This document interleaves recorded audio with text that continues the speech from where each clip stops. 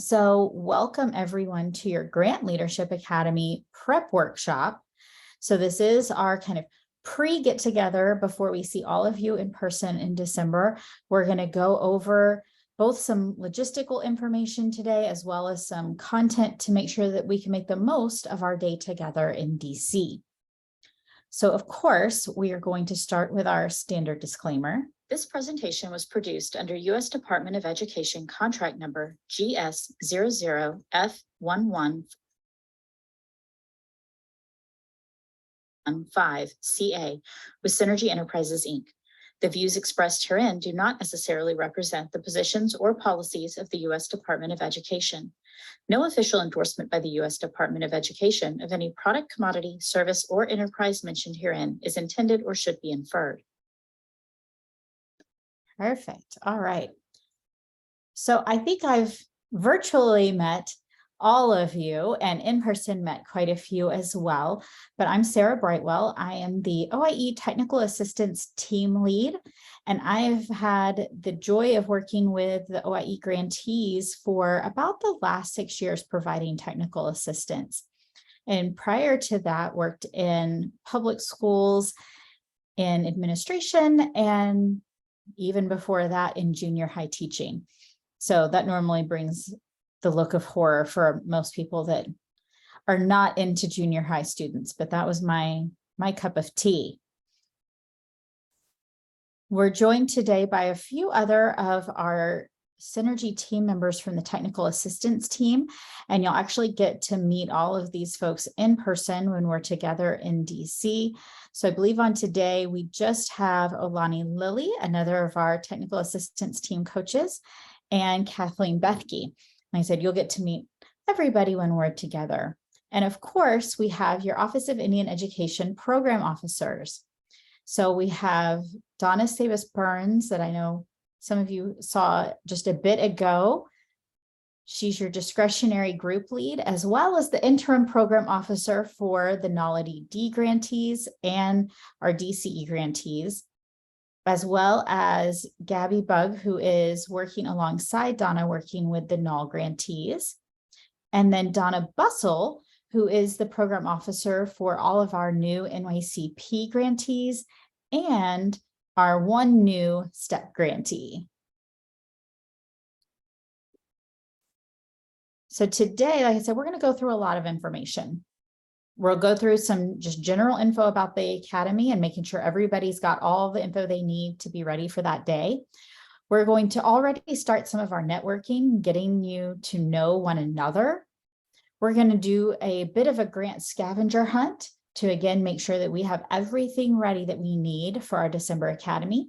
And then make sure you also have on your calendar all of the upcoming dates for different things happening. And when I see over in the chat, Amy, you liked middle school as well. So see, there's at least one person out there with me on that one. And Jack, I'm glad the echoes are going away. Brenda, I hope the echoes are better for you too. Just let me know in the chat if the audio is still a bit wonky and we can adjust. All right, so as we get into this first bit, we're just going to go over a little bit of logistical information. As we're going along, if you have questions, we are a small enough group, you can pop it in the chat or you're welcome to unmute and ask questions. Either way is completely fine. So our in-person day is, again, Friday, December 9th. We'll be starting at 9 Eastern. Hopefully when you arrive, all your digital devices will magically adjust, but just so that you can prepare. I know particularly for those who are coming from Alaska, that's going to be really early. And I apologize, and you are welcome to bring as large a gallon of coffee as you need.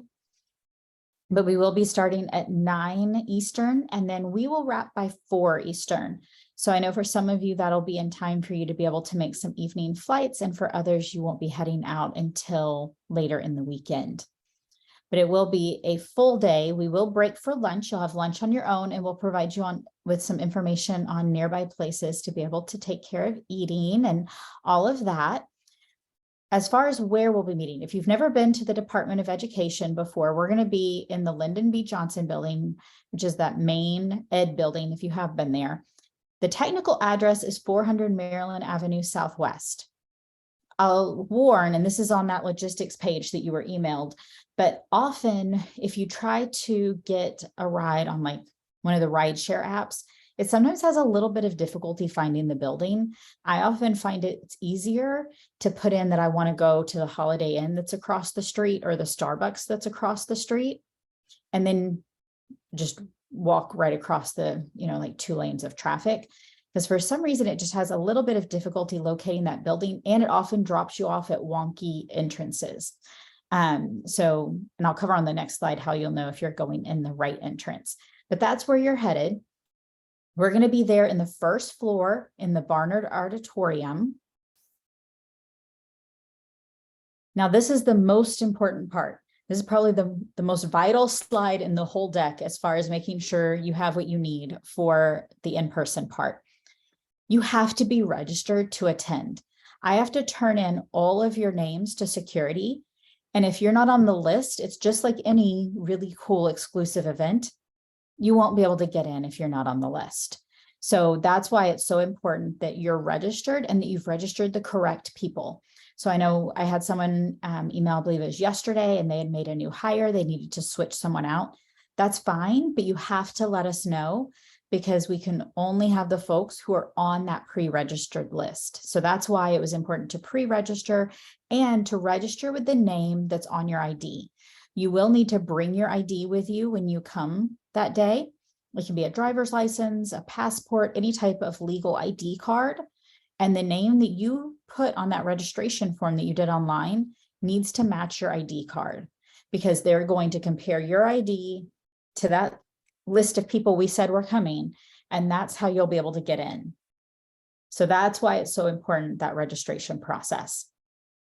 You're going to enter through the all access entrance, either right across from McDonald's, which is right by that Holiday Inn Starbucks, or kind of on the other side behind the Eisenhower Memorial. Either of those are all access entrances. Some of the other entrances, you'll see that they're there, but they're marked, they're just for staff, and we don't qualify. So make sure of all that. Know that you will be going through a metal detector when you get there. Nothing to fret about, but you'll just put your little things through the scanner. You'll walk through the metal detector and in you'll go. I would suggest that logistics handout that we emailed to you, to print that out or just have it saved like on your phone, so that if you forget the address or if you need to reach out and you need any of our phone numbers, you have all of that easily accessible to you that morning, because we will have ourselves at the ready in case you encounter a hiccup, but you won't. It's going to be nice and breezy and you'll be there in no time.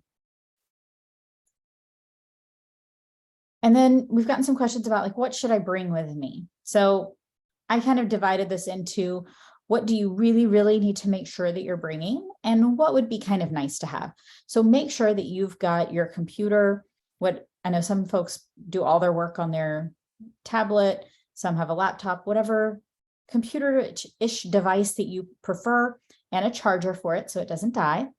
Somewhere to take notes. Again, if you like to take notes on paper versus online, whatever your preference is, but somewhere you can take notes, and a writing utensil. A copy of your grant. Again, that can be on your computer, or if you prefer a hard copy version, you like to flip through it, bring that, whichever, and a copy of your grant budget, because we're really going to be diving into your project. And so you'll need that grant and grant budget in order to do so. The nice to haves, you're welcome to bring a drink, water, coffee, whatever you would like. There are also water fountains in the building. If you're someone who needs that mid-morning snack, or because you're going to be off of your standard time zone, maybe the meal times that we'll be taking are a bit off for you, you're welcome to bring a little snack. And then I find that sometimes the building's a little chilly in there. I mean, of course, it's going to be December in DC, so it's not exactly warm out, but you may want a little sweater for in the meeting rooms to keep yourself comfortable. So that's kind of the general overview there of what I would suggest that you bring with you. That's our general logistics for the day. And remember, you also have that document that was sent out that if you haven't made like your hotel reservations or anything like that, we do have some suggestions for you there and some ideas. Any other questions?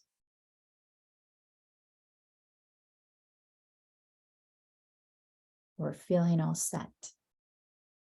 Just a side note, Sarah, I know I had a couple of grantees who did not have the application that was submitted and approved. They had a previous copy, so make sure that you are bringing the copy of your grant and grant budget that was submitted and approved.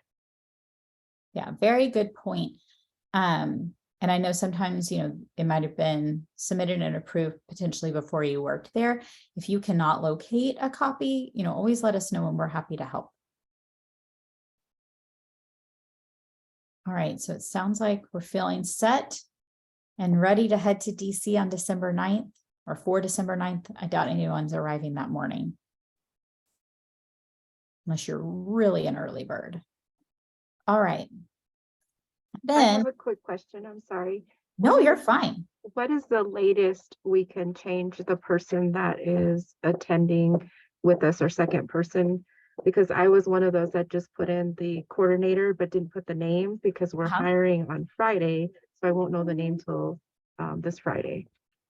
This Friday is totally fine. Okay.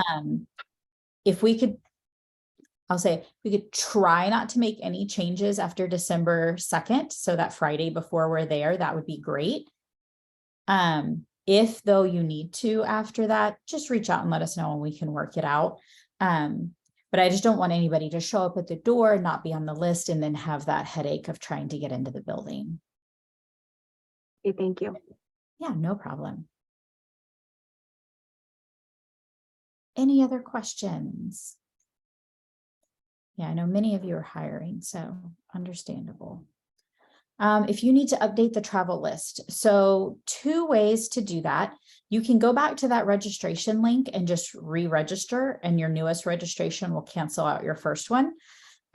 Or you can email us, and I'll put the email address here in the chat in case you don't have it, at oie@seiservices.com, and let us know who you need to switch out for who, and we can also take care of it that way. But like I said, you're welcome just to go to that list and re-register with your correct folks, and that newest one becomes your official one.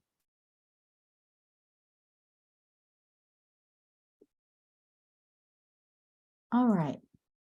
Well, if you think of other questions, like I said, as we go through, feel free to ask, but we're going to move into our first networking activity.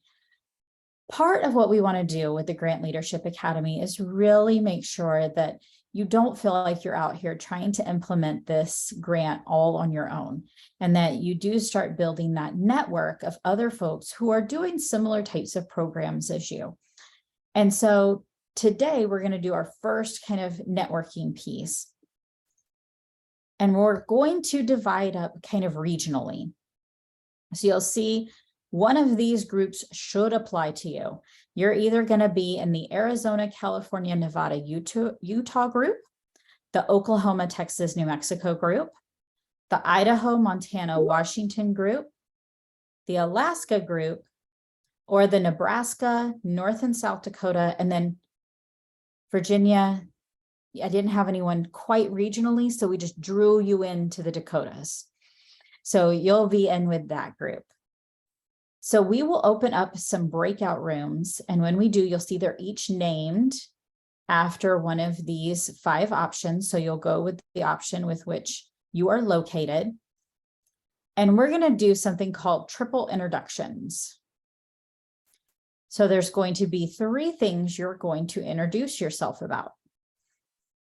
Yourself as a person. So what's your name? What's your role on this project? Are you the project director? Are you the evaluator? Are you the program coordinator, the fiscal person? Whatever you might be on this particular project. And are you a brand new, never been an NYCP grantee before? Or did you have an NYCP grant previously and you're one of our returning grantees? So that's about you. Now, the second one is to tell us about your program. So what is your program? What's the name of it?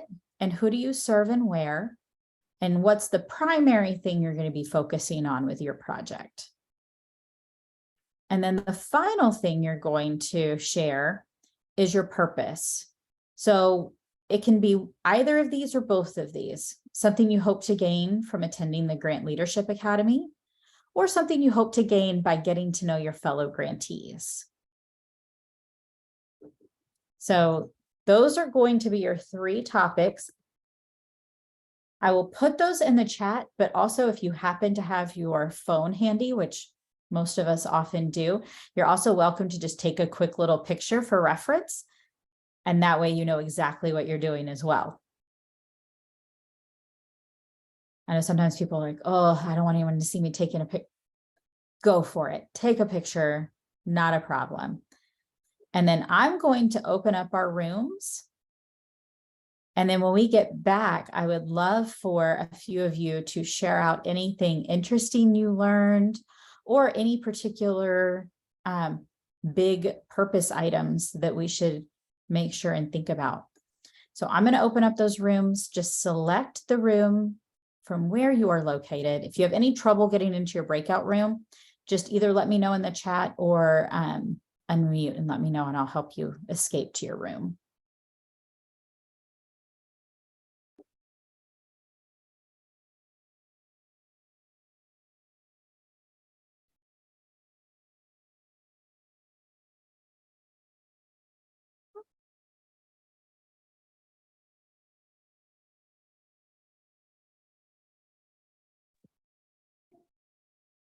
Are we supposed to be seeing options right now? You should be seeing some breakout room options. Yes. So I don't see them. Where would they be? I still see the slide that says triple introductions. Here, Yes, let me, yeah. sometimes also if I stop share, it makes it easier to find the breakout rooms. So let me do that too. Are you on a computer or on a mobile device? I'm on a computer. Okay. If you look down to the breakout rooms on the bottom, that's where I just had to do it. There it is right there. So that was why. Yeah, I would say, depending upon if you're in the browser or the app, you may have to look at the bottom of the screen and see where it says breakout room. Okay, that's where it was. Thank you. Perfect.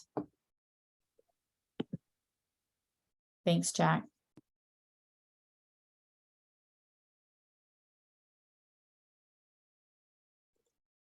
So I'm definitely having a hard time finding the breakout rooms. Yeah. So if you're on a computer, it's either going to pop up on your screen, or if you look at the bottom, there'll normally be an option for breakout rooms. Sometimes you have to hit more. Oh, I see. Thank you. Yeah.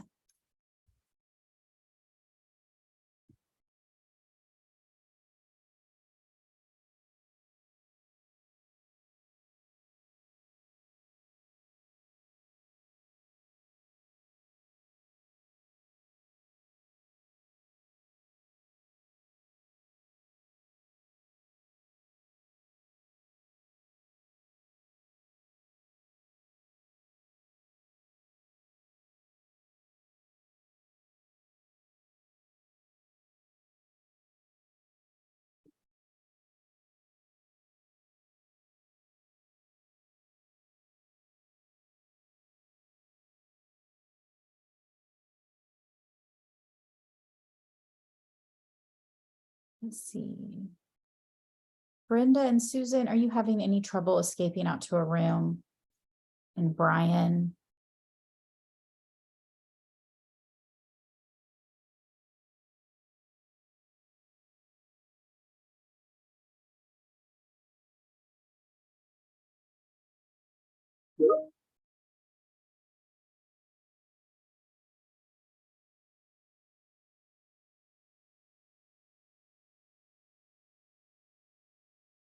Hi, William. We're actually out in breakout rooms based on our location.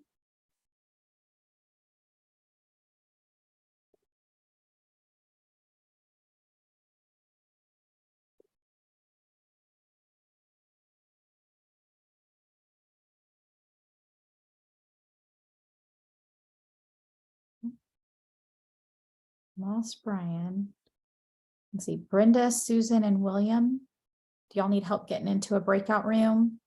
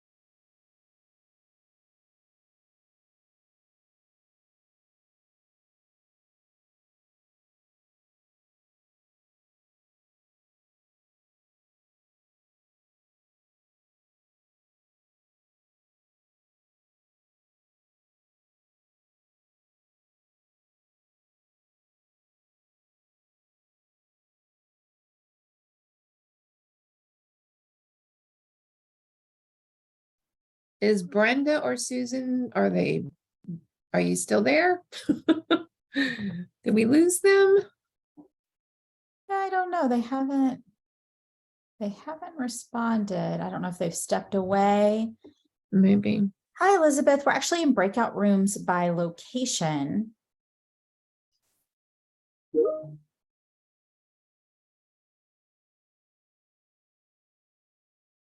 So you're welcome to open up those breakout rooms and pick the one that applies to you.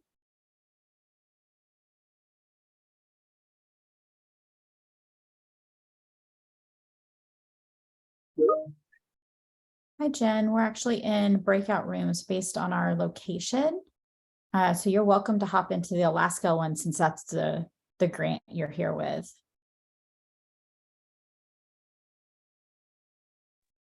Thank you. And can you put me there or do I need to do it? Let's see, I can send you on your way, actually. Away you go. Thank you. Can you send me on my way too? It's Elizabeth Bright. Absolutely. You can send me to Hawaii.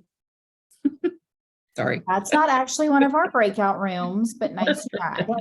From Brenda and Susan as well.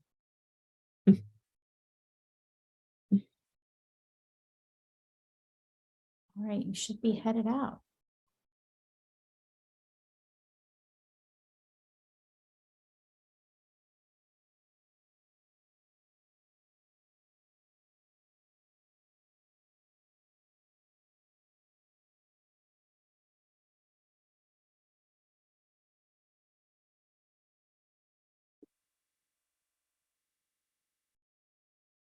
Talk to you. I didn't know there was a grantee on St. Paul Island, and I'm from St. Paul, so that was exciting to hear.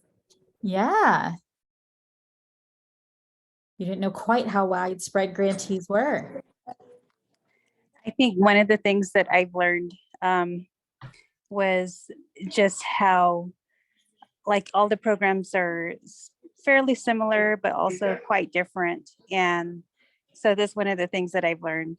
Like, we're doing Grow Your Own with our paraprofessionals and helping them to grow into teachers. So to increase the number of American Indian teachers and Alaska Native teachers. And so they're kind of doing the same thing with the career pathways, but it's not so much like just for education. So I just thought it was interesting that they were all different. Yeah. Okay, Yeah, that's all. No, thank you for sharing. I think as you get to know more and more of each other, you'll see, yeah, lots of areas where you're doing some similar things, and you may also just get some really cool ideas from each other. I think I appreciated just getting to know new people and then the opportunity of being able to collaborate with them, collaborate and meet with them and share ideas and resources. So that was exciting. Thank you. Wonderful. Yeah, you are now part of a much larger family of grantees. Well, and I wonder too, so did we get far enough to talk about anything that we hope to get out of the Academy or hope to get from our fellow grantees?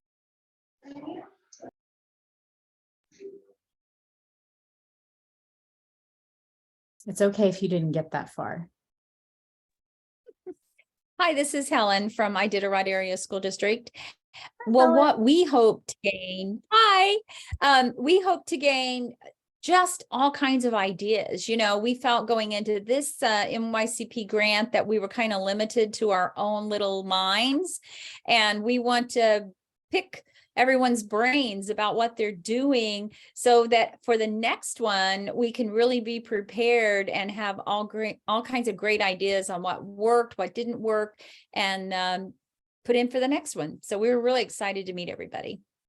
Thank you. Wonderful. Thanks. Yeah, and they always say 2 heads are better than 1. Well, just today we have 56 heads here. So between all of us, we should have lots of great ideas coming about. And there are, as far as coming to the Academy, 49 new grantees. So that brings in about 100 folks that'll be coming together. So lots of people to meet and hear ideas from. Any other things you're hoping to get from the Academy or from your fellow grantees?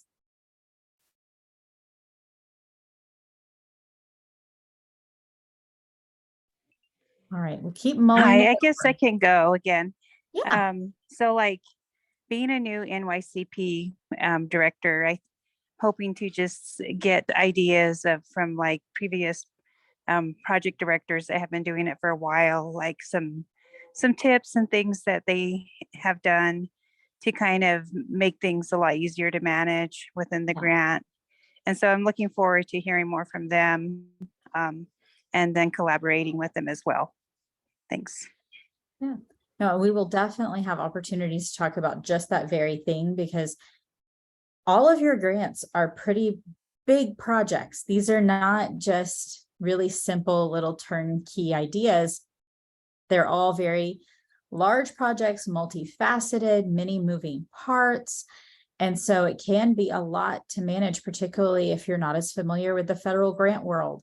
It has its own language and requirements and all types of things to learn about. So it can really be helpful to see how that's worked for others and how it can work best for you. All right, well, if you think of any others, like I said, always feel free, pop it in the chat or hop in. While there's 56 of us, that's still a pretty small group. So not a problem to unmute and have some conversation. Sarah? Yeah. So before we get going on everything, I would recommend one of my colleagues had mentioned this. If you all have your TRFs, you should have received your TRFs. That's your technical review forms from the peer reviewers. And if you have not, reach out to me, email me. Look at those TRFs. See what your peer reviewers had to say about your grant applications. Yes, they got through. Yes, you were approved and awarded a grant. But go and look to see maybe some areas that you could improve on. Some areas that we could look over a little more in depth. Because this was pretty much like a deep dive analysis on your grant application is what they did. So go through and look at those TRFs so you can see your weaknesses and your strengths before you come here in December. Yeah. No, and I think that's a good point, Donis. I think sometimes people see those TRFs as just that's feedback for the next time I write a grant. But honestly, it's really good feedback for as you launch your grant. So looking at those areas that maybe you need to get some clarification or you need more information or maybe a little more planning. So don't just use that as feedback for the next writing cycle, but also for this implementation cycle. And that would be something that you could also bring with you. So you could bring grant budget, TRF forms, and of course you can bring all of that on your computer so you're not lugging huge amounts of files with you. All right, let's hop back in. So our next activity is what I'm calling grant scavenger hunt. Now, really, I'm just calling it a grant scavenger hunt because it makes it sound more fun. We are getting together all the information that you need so that you can, again, participate in the Academy and we can do all of different things we need to do to help you launch your grant year. But doesn't it sound more fun to go on a scavenger hunt than to do work? Hence the scavenger hunt. So we have a little form that you can use for this, and I'll send it out to you literally as soon as we are done with this webinar. I did not want to send it out prior because then I get, what is this? What am I supposed to do with this? Why am I getting this? Where do I get this? Can I get another one of this? And so on and so forth. So it's much easier to see what it is and then receive it. And you'll receive it via email, and it will go to the 2 people that are registered for attending the Academy. And then you can then share it with, of course, however many people you want from your team, but it'll be emailed to the 2 people that were on your registration. Now we're going to dive into what's entailed in the scavenger hunt piece by piece by piece, because while it looks kind of big, it's going to be an easy scavenger hunt. So to get ready for it, you're going to follow this lovely decision tree. So first, and you're welcome to use the yes, no buttons or to just vote. Do you have a copy of your complete grant proposal? This is the one that was submitted and then approved. Okay, if you say yes, and I see a few of you indicating yes, yay, great. Get it out and bring it to DC. If you said no, it's okay. That's all right. But here's what you have to do. Figure out, do you know somebody who has a copy? All right, so I see you know someone. If you know someone with a copy, great. Make them give you a copy of it so you can bring it to DC. If you don't know someone with a copy of it, you do know someone with a copy of it now, because I have a copy of it. So let me know if you happen to be in a situation where there isn't anyone that currently has the right copy of it. Maybe they have some old drafts, or maybe it can't be found because the person who submitted it is no longer there. Whatever the case may be, if you're in a pickle and you don't have a copy of your grant proposal, let us know. I'll have Alani pop in the chat our email address again, that oie@seiservices.com, and you can let us know and we'll help you out. Okay, part 2. Do you have a completed budget revision? If you do, great. Bring it with you to DC. If not, that's okay, but remember it's due tomorrow. So I know what you're going to be doing the rest of this afternoon.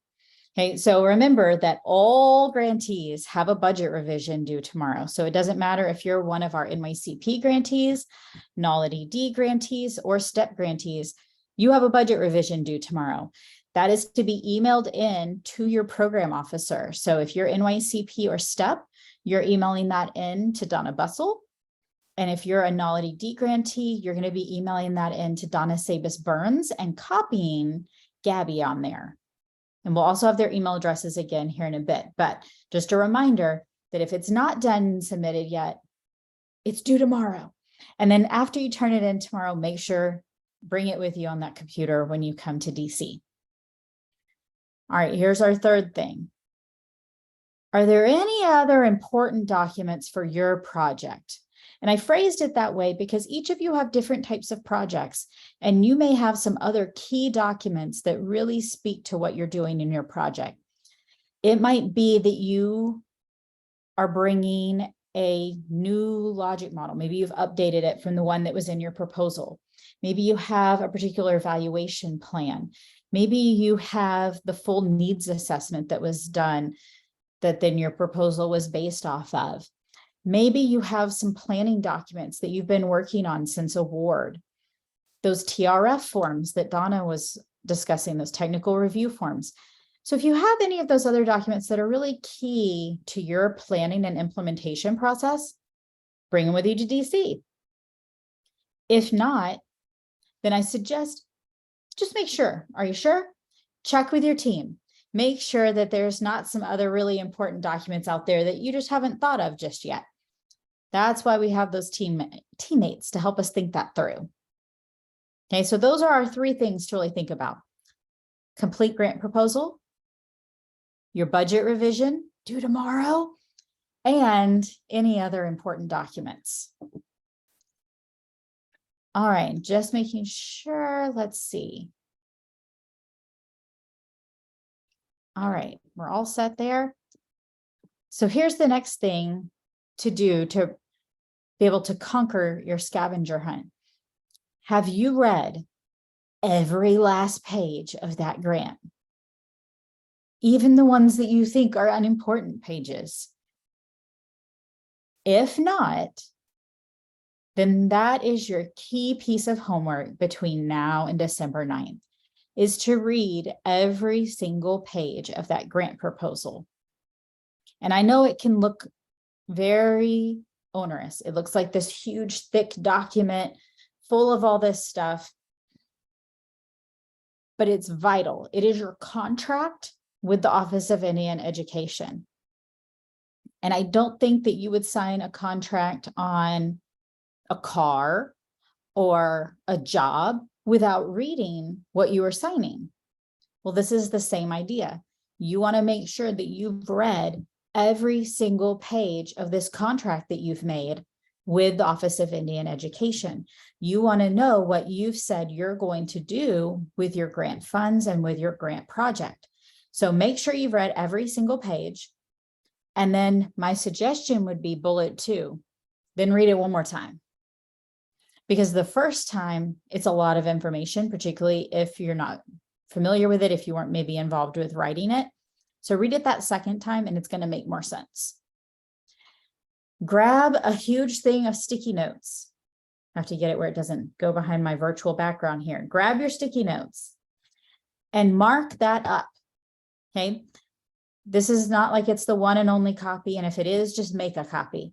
Put those sticky notes where you have questions, whether that means you need to ask a question of someone who wrote the grant, someone else on your team, or someone at OIE. Mark those areas with sticky notes where there's important information, those key tidbits about what you're going to be doing. Mark them. And then my final tip on this, make sure that everybody on your team has also read the grant. Very, very often when working with programs, I'll find that no one's read the whole grant. It makes it really hard to do an amazing job implementing your project if you don't know what exactly was in that original project plan, which is your proposal. I also suggest that as part of that, your fiscal staff should read the grant as well. And I know you can't force anybody to do anything, and some of you who are on are those fiscal folks. If you're a fiscal person, reach out to your project director and let them know, I want to see the whole grant. It really, really helps if everybody's on the same page and the folks who are doing the budget know the whole plan and how everything fits together, not just the 2 or 3 pages of budget that you turn over to them. So get out that stack of papers and share, and read. And Sarah, I'd go one step further and read the NIA. You based your application on this NIA. We will refer back to the NIA and your grant application. Anytime you have a question, if you're questioning, do I gather 506 forms? Do I have to, do X, Y, and Z? We're going back to that NIA. And we are also going back to your grant application. So I'm putting a copy of that NIA for NYCP, and I'll also put a copy for NAL and STEP in the chat. But that is always refer back to your NIA and your grant application, like Sarah mentioned. Yeah. Well, and here's a bonus scavenger hunt question. Where can you find those NIAs? Other than in the chat where Donna put them. Sorry. No. But there is somewhere else you can find them. When it's a Tuesday night and you just need your NIA. Anybody? That OIE website? Ding, ding, ding. Yes. It is on the OIE website. So all of the NIAs for all of the grant programs are on the OIE website. So of course, grab them from the chat box where it's nice and easy right now. But if you're looking for it in the future and you're like, oh, I don't know where I saved it, I can't find it, all of them are on the OIE website. So you can always find them there too. And I think too, Sarah, that because you're hiring a lot of people on board, they probably have never seen not only the application, but what that's based on as well. So I think that's a great point, Donna, to bring up. And making sure those two go hand in hand when you're introducing them to your new folks.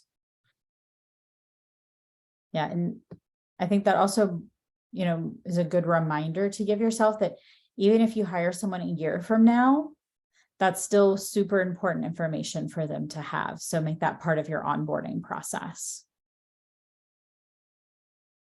All right, now let's dive into your grant. So as we head over and think about your actual grant proposal, no right or wrong answer, but out of curiosity, how many of you have actually read every page of your grant? And you can use the little reaction buttons. Or if you're not familiar with the reaction buttons, you're also welcome to just type yes or no in the chat. How many of us have read every single page?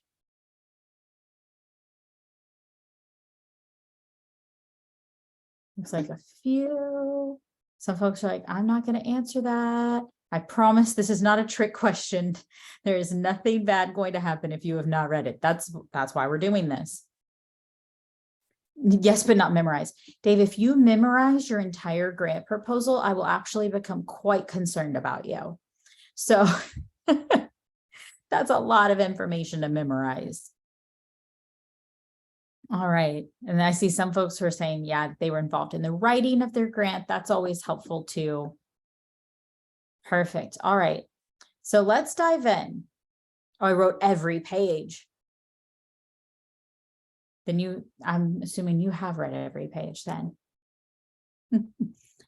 All right. So in your grant, you're going to find that there are lots of different things in there, but typically there's going to be at least these 6 sections, okay, which is your application for federal assistance.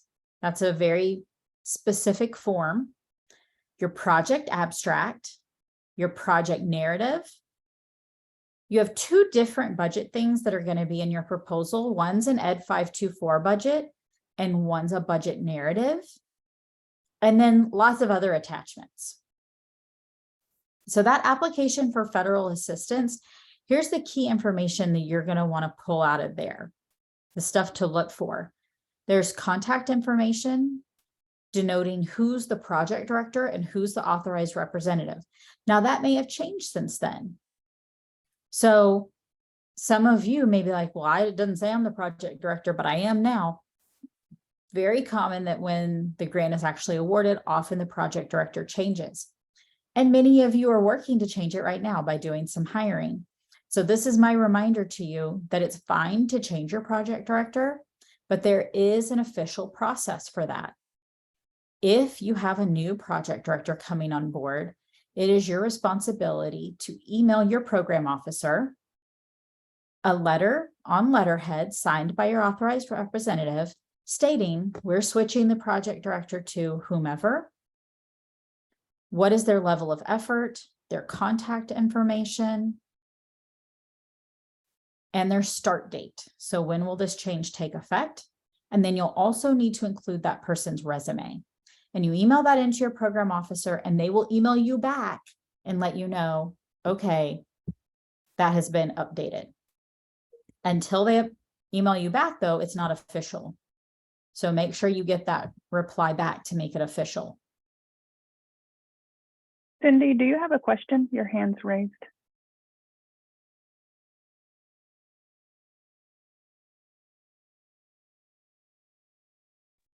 Sorry, no, I was just typing you an email, so I'm sorry it took me a delay to respond. No problem. So that is the process for changing the project director. Now, a couple of other project director reminders while we're on it is the project director is the primary point of contact between your project and OIE. That is the only person that your program officer can discuss the grant with. Now, you can invite onto a call with your program officer, your whole team, or you can email them and copy your whole team or whoever else you would like. But when your program officer has a question about your grant, they're only going to be reaching out to the project director. And they're only going to answer questions that come from the project director. So that's part of why it's so important that you make sure that that information is always up to date. Because if you don't update it, your program officer could be emailing and trying to desperately reach someone who doesn't exist anymore. So you want to make sure that that contact information is always up to date. And I see a question. Is there a process for adding a grant manager coordinator who's been hired? So when you hire those other grant roles, you do not have to send into your program officer who those other roles are. But in order to add them to like the calendar invites for talking circles or the email distribution list in the newsletter, you will want to email in their name, their role, and their email address to the OIE at SEI Services. And that's what gets them on just the general email list. There's not a way to add like a second primary point of contact with OIE. It's always going to be just that project director. But you can add your entire team to the general email list that gets updates on the webinars and events and newsletter and all of that.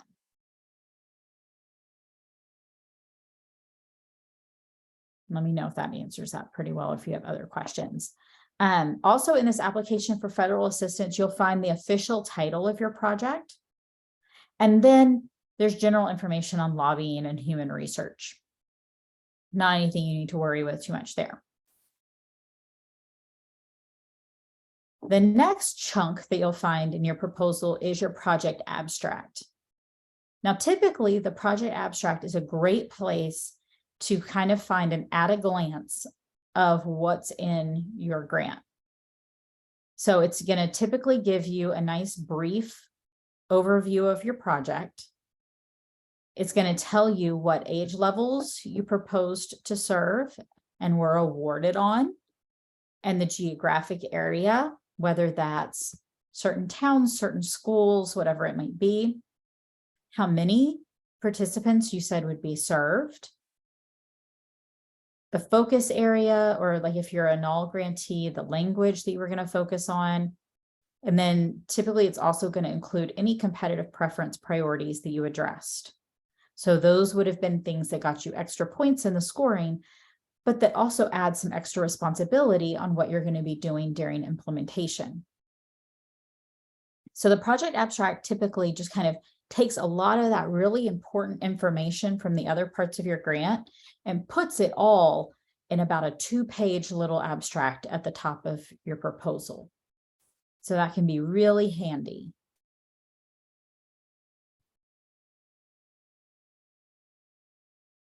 That is always followed by your project narrative. And that's just the bulk of everything else in your grant. Okay. This is that big body of writing that was worked on diligently by many of you who are on today, as well as a number of other people outside of this. It's broken down into 6 categories, which were also kind of how you were scored. But more importantly to you now, we're not as worried about what your score was. Now we're worried about what did we promise we were going to do? What is in this contract that I've made? So it's going to be broken down by the need for your project, the design of your project, the personnel in your project. And that can be really important to look at. What positions did you say you were going to hire for? Were they part-time? Were they full-time? Your project services. So what were you going to deliver? What are you actually going to do? Your management plan. This is typically where it was going to kind of explain the structure. And then your project evaluation. How were you going to measure success, progress? Okay. So those are the 6 parts that your grant is typically going to be broken down into. Most of the time when you open up that project narrative, you're actually going to see a table of contents that will also kind of guide you through being able to find those 6 chunks of information. Any questions thus far? Remember, you can put them in the chat or unmute. Either being okay. All right. Now, some of the key things to look for when we're going through our project narrative is locating the vision and mission for our project. Not every grant proposal is going to have it spelled out exactly in that way. Some will very explicitly. But in there, no matter what it's referred to as, there should be some sort of mission for your project. It might be called an overarching goal. Sometimes the terminology is a bit different. But bottom line, it's going to be sharing, what are you trying to address with this project? So if you have both a vision and a mission in there, typically your vision is going to look at what you're wanting to change long-term. And your mission is going to show what you're doing, for whom, and how you're going to accomplish that vision. So it's going to be getting a bit more specific. So I would encourage you, look through that narrative and locate that vision and mission if you don't know where it is currently or what it is currently. And it's often going to be potentially different than for your organization, because your organization is usually looking at everybody. And this is going to be for your specific project.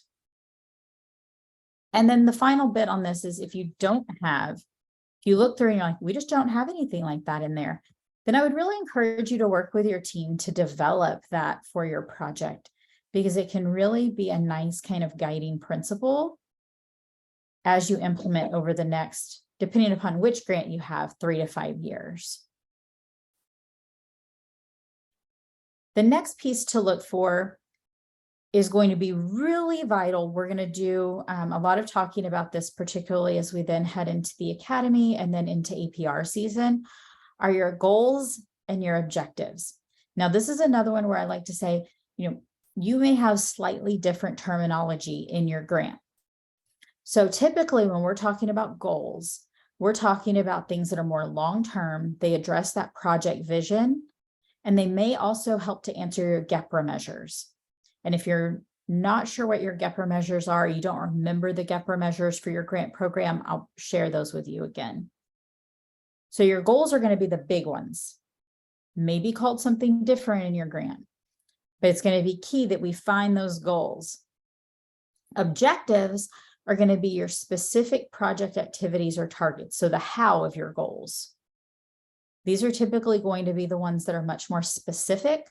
Many of you may have written them in what's considered a SMART style, which is where it's specific, measurable, achievable, relevant, and time-bound. That's kind of a common style for objectives.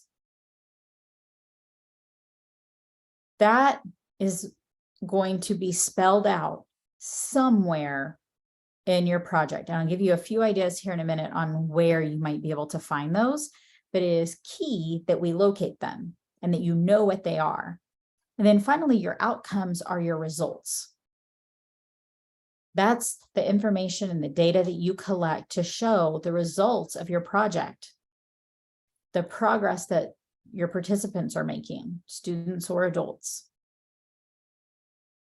So we're going to be hunting down those goals and objectives so that we can report your outcomes. When you go to report them, you're going to report on 2 different things. You're going to report on project objectives and GEPRA measures. They're both considered performance measures, but those are the 2 types of performance measures. So one being your project objectives, those are the ones that you or someone wrote into your grant proposal. They're the ones we're looking for in that grant proposal. You have to report on all of the objectives that were included in your proposal. Once you put them into your first APR, they are set. You cannot change them, you cannot delete them, you cannot add new ones from year to year. So we often will get the question, oh, well, this objective, I won't really have any data for it until year 3, so I shouldn't put it in yet, right? No, because if you don't put it in year 1, you can't add it in year 3. So you want to set up all of your objectives now at the start from your proposal. The GEPRA measures are from the Government Performance and Reporting Act. So those are the ones that you're required to report on. You don't get an option. You don't get to say, yes, that one applies to me. No, that one doesn't apply. Everybody who has your grant will be reporting on those. And they're really helpful to OIE as well as to the Department of Ed to be able to see the progress of your project year to year, as well as across the entire grant program. So as you think about it, if all the folks who have an NYCP grant are reporting on those same two measures, then it gives the department kind of a bird's eye view of progress year to year, because everybody's reporting on the same thing. Because all your project objectives are going to be wildly different project to project. Okay. So let me show you, if you're not familiar with your GEPRA, if you're a NOL-AD grantee, okay, so there are 5 of you who are NOL grantees, you have 4 GEPRA measures. The first being about how many of your students are attaining proficiency each year. So native language proficiency. Number 2 being native language progress. So how many are making progress in their language learning? Number 3 being how many of your students are showing an improvement in their academic achievement. And then measure 4 being the difference between the average daily attendance of students in your native language program or classes versus the average daily attendance of a comparison group that you've selected. And we'll have time to dive into really helping you figure out how to do each of these, but it's good to know what all of your GEPRA measures are. If you're an NYCP grantee, 43 of you are NYCP grantees. You have 2 GEPRA measures. One is regarding the percentage of objectives from your application that are being met. So basically all those other objectives that are project objectives, how many of them did you meet? And then the second one being, was there a significant increase in community collaboration efforts that promoted college and career readiness? So thinking about additional community partners, community collaborative efforts. And then if you're a STEP grantee, you get 7 GEPRA measures. So for the 7 GEPRA measures for STEP, the one thing to remember for my 1 new STEP grantee is that you'll only be reporting on the ones that you stated in your proposal were applicable to your project. So STEP is a little bit different. So for STEP, you'll be reporting on A and B because that applies to everybody, A, B, and C. D through G are only pertinent to whatever parts of your project you're actually doing. But you do have 7 different GEPRA that you'll be reporting on. We have 1 new STEP grantee for this one. So to kind of help you look at how that all flows together. Typically in your proposal, you talk about a vision and mission, or again, something that would be a vision and mission, but with a different name. You have some project goals, some overarching goals for your project. And then you have a number of objectives. So you'll have GEPRA and project.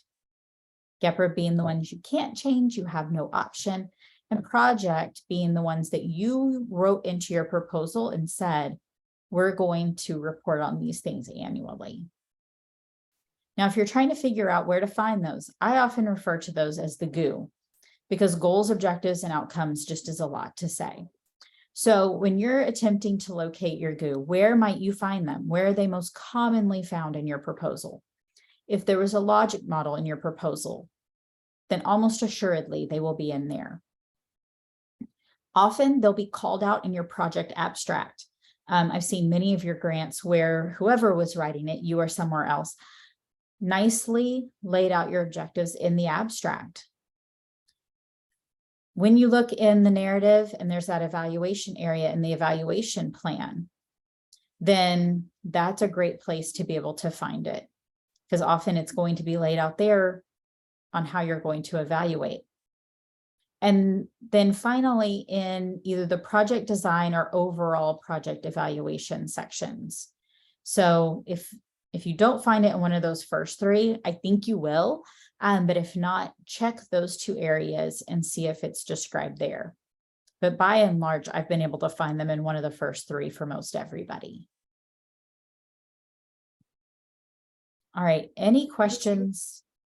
on the Sarah, big I did want to just kind of go back for a second and mention when you talked about the GEPRA and how you can't change the GEPRA, you have to do it. Project objectives are pretty much the same. It may be that you may not be able to report on them with every APR or annual report.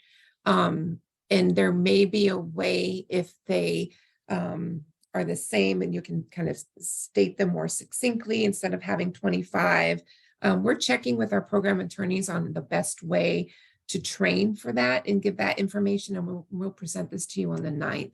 But I just want to make sure people know that because their grants, of course, were scored based on your application and those goals and objectives, you can't change those or decide not to do it or something like that. It's probably a no-brainer, but I just wanted to make sure that was stated. I will say from looking at APRs many, many years over, it is not always a no-brainer. So definitely remember, again, you cannot change, delete, or add them from year to year. You must stick with what was in your grant proposal. Yeah. I just want to reiterate that just in case. Thank you. Definitely. All right. Any other good questions? All right. Then we'll move to the next section of your narrative, which is everyone's favorite, the budget. So you're going to have a form in your proposal that's labeled the Ed 524 budget. It's one page and one page only. And it basically just lays out the general budget categories for each year of your project. So most of you have 5 years in your grant. A couple of you have 3, but most of you have 5. So you'll see 5 years across, and you'll see how many are in personnel, how many are in supplies, how many are in contractual, and a grand total. Remember, and this is why it's in here, this is as requested, not necessarily as awarded. So this is what you asked for. You might have asked for $500,000. Remember that the GAN, your grant award notification in G5, though, is where you find how much you were actually awarded, because you may have requested $500,000 each year, but you may have been awarded $470,000 each year because they may have determined that certain items in your grant budget were not allowable. So it's good to know where this Ed 52 form is, because that is what you asked for all 5 years of your project, broken down by category. But it's also important that you compare that information with what's in your GAN, because your GAN is what tells you what you were truly awarded ultimately. So after everybody looked through and picked apart anything that had to be picked apart in your budget, the GAN is your actual award. And then third piece being that budget revision that you're working on right now, or you may have already turned in. And this is why it's important to have those one-on-one meetings. Those are actually required, the post-award meetings. And there's a few of you that I still haven't met with, and I can't approve the budget or anything until we discuss that, because like Sarah said, there were some things that may have been reduced, and it was in certain areas that it was reduced. So we have to have those discussions so you know where those areas are, what itemization or what category was reduced in your budget, and we can go over that. But yeah, and that's a very good point, that just because you see on your Ed 524 that you asked for 500,000 and you see on your GAN that you only got 470,000, you don't get to pick where that 30,000 gets taken away from. It's not up to you. It's already been determined where it's being taken from. And that's why you meet with your program officer to learn, oh, well, we put this line item in contractual that's not actually allowable.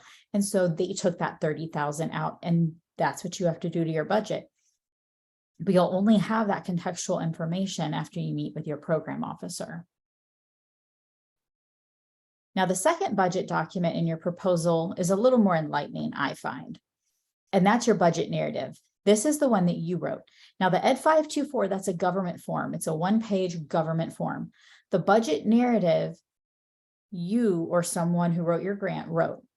That means that it varies wildly grant to grant.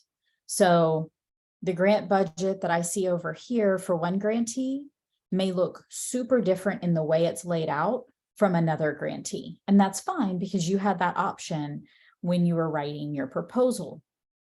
But it also means that, like, if you're talking with a peer, know that you all got to set that up however you wanted. So it may look very different in its design. But this is where you had to put in each of your line item expenditures for every budget category and every budget year. You also had to put in a justification for all of those expenses. If this is sounding familiar, it's because this is exactly how your budget revision is set up.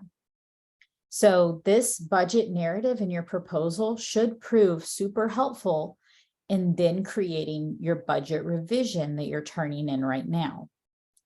But again, remember that that budget narrative is designed off of your requested budget, not necessarily your awarded budget. Budget questions? Okay. And then the final chunk that you're going to find in there is your other attachments area. You may find all kinds of things in your other attachments area. Typically, that's where you're going to find the resumes for people that were proposed for different staffing roles in your project, letters of support. So if you got letters of support from various partners, those will be in there. If you have any memorandums of understanding or memorandums of agreement or partnership agreements or contracts, that would be in there. The indirect cost rate agreement that was submitted was likely in the other attachments. This is kind of that catch-all area for all those other things that were submitted along with your grant. All right, so in order to complete your scavenger hunt, we have 10 things that you're going to locate in your proposal. And I'll show you what you're going to do with them. I know I told you it would look like, oh, there's all these things, but now we know where they all are and how easy they are to locate. So let me take you over to your scavenger hunt form. All right, so depending upon your grant program, your scavenger hunt form will be slightly different. So if you're an NYCP versus a null versus a STEP grantee, it will be just a little bit different because your projects are different. So we will start out looking at the NYCP one because 43 of you have that one. So we'll just lead there. This is your full form, and I'll make it a little bit bigger so you can see all the way across. So the first checklist item is contact information, which is this category. This is going to be super easy because most of this is about you and other people you know. So current project director, other key project leaders, so like someone was asking earlier about a grant manager or a program coordinator, that other key leader would go here. Who's your authorized representative? It's really important that you know who the actual authorized representative is for your project, because that's who signs off on things, including your annual performance report.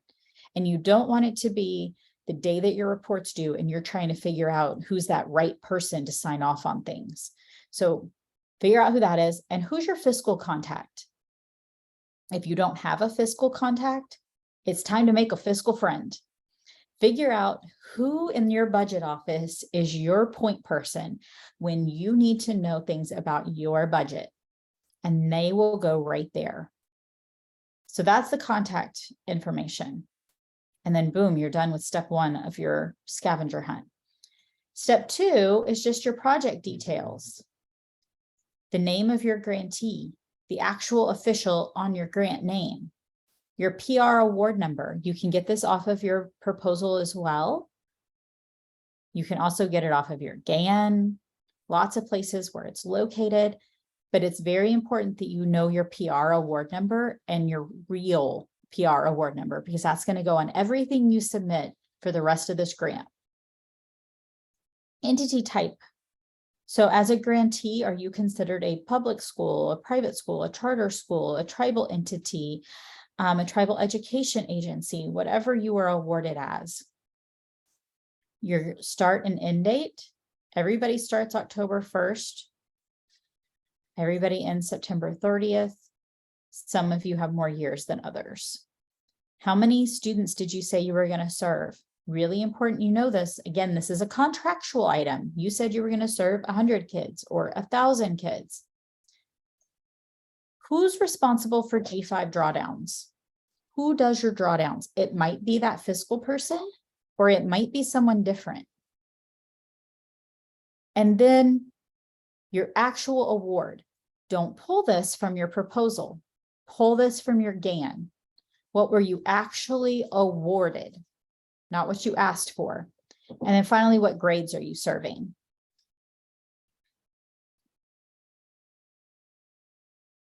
This is all super, super important information. And step 2 of your scavenger hunt. Next up is your school data. So what schools are you serving? How many students are in them, and how many are considered Native American, Alaska Native? That should also be in your proposal. Your staffing. So who do you get to hire and have on your team? Are you providing any professional development? That's applicable to some of you, not to some of you. What tribe or tribes are you serving?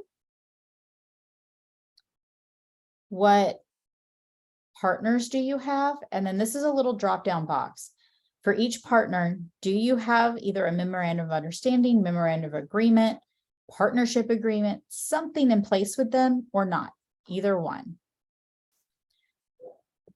Let's see. Is it okay to add lines? Absolutely. This is your scavenger hunt, so you can add lines and change it up as need be. No problem.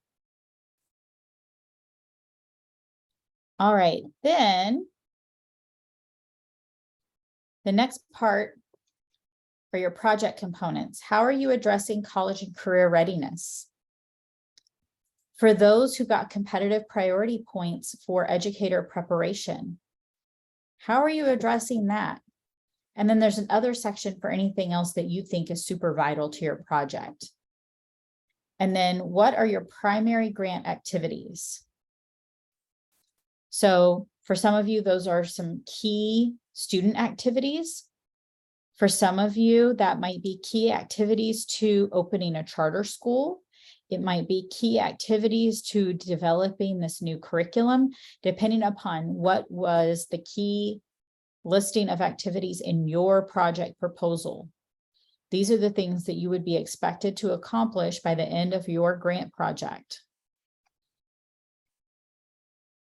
And then final piece here, your project goals and objectives.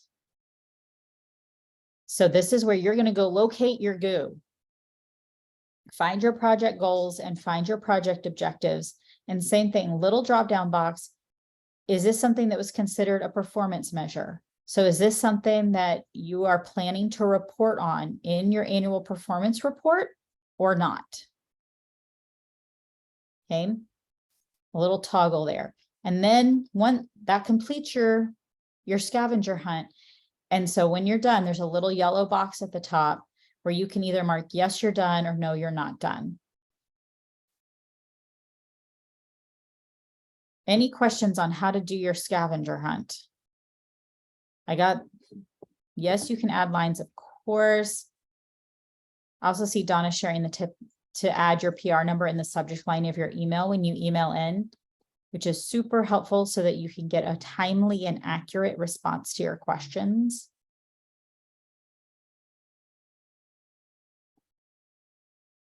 All right, any other questions? All right, so you will get your scavenger hunt form immediately after this. It will go to the 2 people listed on the Academy registration. And then, if, like I said, you can share with whoever you would like. If possible, to complete your scavenger hunt by the Friday before we go, that would be fabulous, because we're going to be taking that information to make the activities for the Academy, but at least by the time you get there. You don't have to email us or anything when you're done. Just toggle your little box up at the top and we'll know you're all set. But what about if you have questions? If you're working on your scavenger hunt and you're like, I have looked all through this grant proposal and we just don't have this. I can't find it. This doesn't make sense. I need help. Well, you are in luck. That's exactly what we're here to do, is help. So you can reach out to your program officer, you can reach out to the TA team, and you can even schedule a coaching session. So the TA team has the ability to, hop on Zoom with you or hop on the phone with you, and we can spend a little time working on this, working on your budget revision if you're needing a little last minute help with that, or just kind of talking through. So if you have any difficulty, like I said, trying to find this information or discern if it's the right information, don't feel like you're just out there on your own. That's what we're here to help with. So let us know. And Olani's conveniently popped that link over in the chat. You can always email as well, but sometimes it's nice to be able to just schedule and move on. Now I'm going to pop up our end of event slide as I share your upcoming events. Actually, I'm going to pop up one other quick poll as we think about, there was one other last minute thing we wanted to ask y'all about. So on December 8th, so the Academy is on Friday, December 9th. On December 8th, the National Museum of American Indians offered to do like a little event for all the project directors over at the museum and share about some of the resources that they have. If you haven't been to the museum, it's beautiful. Is this something that you would be interested in? It's obviously optional. It's the night before, so depending upon your travel plans, it may not be feasible for you. But just wanting to kind of get a quick feel of the room, if it's something that would even be worth arranging, if it would be of interest or not. So I'll give you just a couple of seconds to do that, and then I'll switch us to our actual feedback poll for the end of event. But that was something that was shared by a fellow grantee today, and we wanted to get a little quick feedback. All right, so while we're doing that, I've got almost all of you responded, and then we'll switch to that other. I want to make sure that you have some upcoming dates. So of course, Academy, December 9th from 9 to 4 Eastern in person. We will not have any virtual availability for that. That is not a beamed out event. It is solely in person. Then we do have the next round of talking circles for everyone coming up in January. And we'll be sending out another calendar invite because I know we've had quite a few people added to the email list. So we'll make sure that we've got everybody updated there. And just a good reminder again, that if you have new team members as you're hiring, make sure to let us know so that we can include them in on those emails and on those events. Those are not solely for project directors. We really encourage your entire team to participate.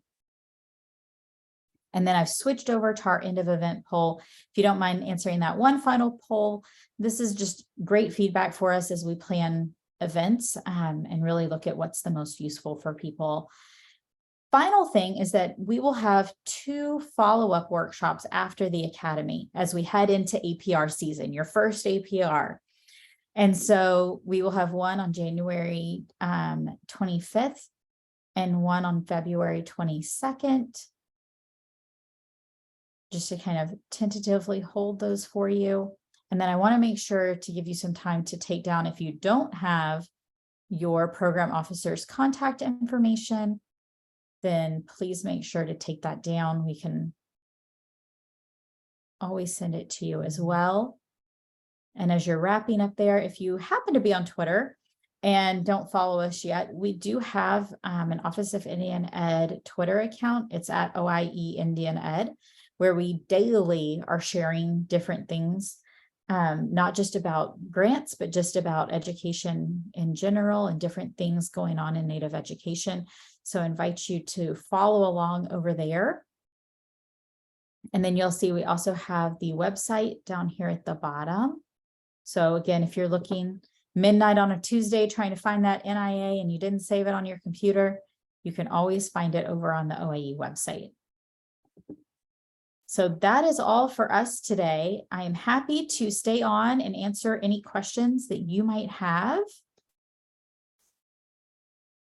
But otherwise, have a wonderful rest of your Wednesday. And then we will be seeing you in a really short 3 weeks. Very soon.